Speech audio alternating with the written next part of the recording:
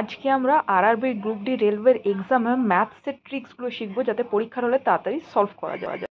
Welcome দীপার ক্লাসরুমে। আজকে আমরা গণিত শর্টকাটে কিভাবে সমাধান করব সেটা দেখবো। তো চলো কোয়েশ্চেনটা দেখে নিই আজকে। যদি একটি খেলনার মূল্য 20% বৃদ্ধি করার পর আবার 20% কমে, তাহলে খেলনাটির মূল্য শতকরা কতটা হ্রাস বা বৃদ্ধি পাবে?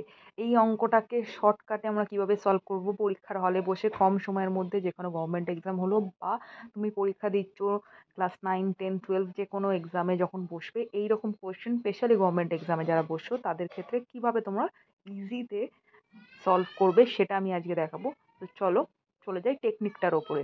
তো ফার্স্টে আমরা কি করব, শর্টকাট যেহেতু আমরা ইউজ করছি, তো ভালো করে তোমাকে ম্যাথসটাকে বুঝতে হবে যে আমি কিভাবে বের করছি, অ্যান্ড সেই ফর্মুলাটাই কিন্তু তোমাকে অ্যাপ্লিকেবল করতে হবে।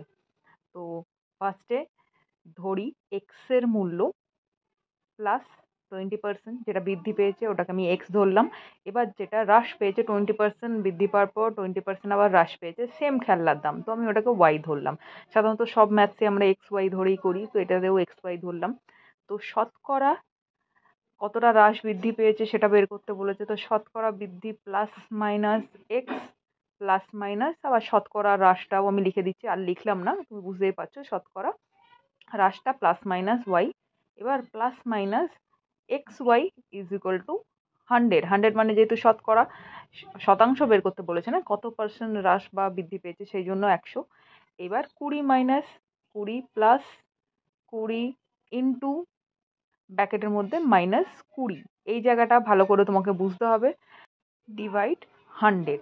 আগে আমি ম্যাথসটা সলভ করি। দেখো 20 মাইনাস 20 0 এলো, মাইনাসে আসবে এটা, তারপর 20 ইন্টু 20 করলে 400/100। তো এবার 100কে 400 দিয়ে ভাগ করলে 4% হ্রাস পেয়েছে। তো আমি কি করে এটাকে হ্রাস পেয়েছে বলছি, এটাই তো বুঝতে হবে। তো ওপর দিয়ে চলে যাই ফার্স্ট থেকে, যেখান দিয়ে আমি সলভ করেছি। আর যারা বুঝতে পারেনি তাদের জন্য একবার রিপিট করছি, ভালো করে এটাকে দেখে নাও। এই যে এক্স আর ওয়াই যেটা আমি করেছি প্লাস এক্স ওয়াই বাই 100। তো এক্স এর মান কত ছিল 20, ওয়াই এর মান 20, তাই 20 মাইনাস 20 প্লাস এখানে আবার এক্স এর মান প্লাস 20 আর এখানে মাইনাস 20, এই যে আমি লিখে দিলাম, বুঝতে পারছো, প্লাস 20 ইন্টু মাইনাস 20 ডিভাইড 100। যে তোমাকে বের করতে হবে না হ্রাস পেয়েছে না বৃদ্ধি পেয়েছে, সেক্ষেত্রে এখানে মাইনাসের অ্যান্সার হলো 0, আর এখানে প্লাস মাইনাসে 400/100। এবার 400/100কে যদি আমি ডিভাইড করি, 4 যে আসছে, তো ওই মাইনাসটাকে তোমাকে ধরতে হবে। তো 4টা এই জন্য 4% হ্রাস পেয়েছে।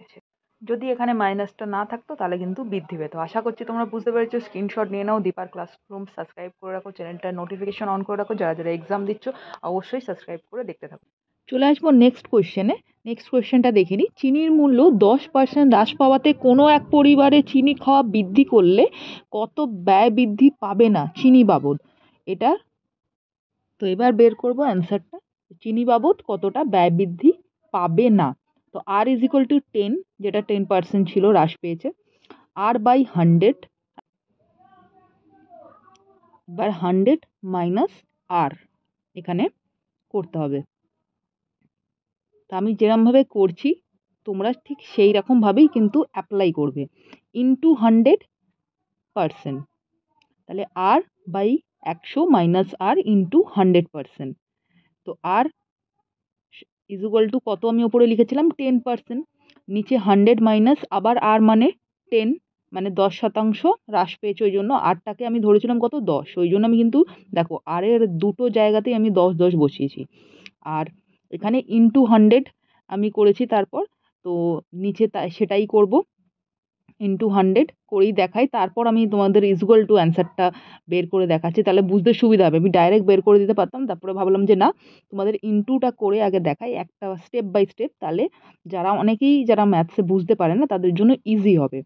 দেখো 10 ইন্টু 100 ডিভাইড, আমি চলে এলাম কত 100 মাইনাস 10 করে 90।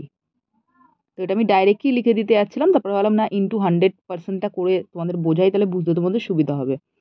তো এটাকে ভাগ করলে কিন্তু উত্তর তোমার আসবে 11.11%। তুমি এটা কাটাকুটিও করতে পারো, যে 90-এর 0 আর এদিকে 10-এর 0টাকে কেটে তারপর যদি তুমি ভাগ করো তাহলে কিন্তু 11.11% আসবে। এটা দেখে নাও।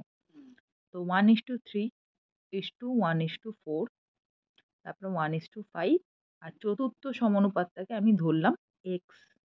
ঠিক আছে, এই যে চতুর্থ সমানুপাত হচ্ছে আমার কাছে এক্স, যেরকম ওটাতে করেছিলাম। এটাকে 1:3 ডিভাইড বাই 1/4 ইস-টুতে 1:5 ডিভাইড এক্স। ঠিক আছে, এটাকে ভালো করে দেখে নাও আমি কি করলাম এই জায়গাটাতে। ঠিক আছে, এইবার আমি দুটোকে ঘুরিয়ে দিচ্ছি। 1 0 হবে, তো ওপরে 4 নিচে 3 আনলাম। আর এই দিকে কি করব, এক্স আর 5। তো এখানে সেম লিখে ফেলেছিলাম, তো ওটাকে কেটে আমি তোমাদের দেখিয়ে দিই। তো ওপরে হবে 1 আর নিচে হবে 5x, যেহেতু ওপর নিচে করলাম। ঠিক আছে, তো এখানে 5x দিয়ে দিলাম। এইবার কোনাকুনি আমি, যেটা আমরা আগের অঙ্কতে করছিলাম, কোনাকুনি এবার কিন্তু গুণ করব। তো কোনাকুনি গুণ করলে কত আসছে, 4 × 5 করলে 20x ইজুয়াল টু 3 × 1 করলে 3ই আসবে। নিয়ে এক্স এর মান হবে 3/20, কেন কি অবভিয়াসলি 20কে 3 দিয়ে তো ভাগ করা যাবে না, তো সেক্ষেত্রে উত্তরটাই ভগ্নাংশে এলো 3/20।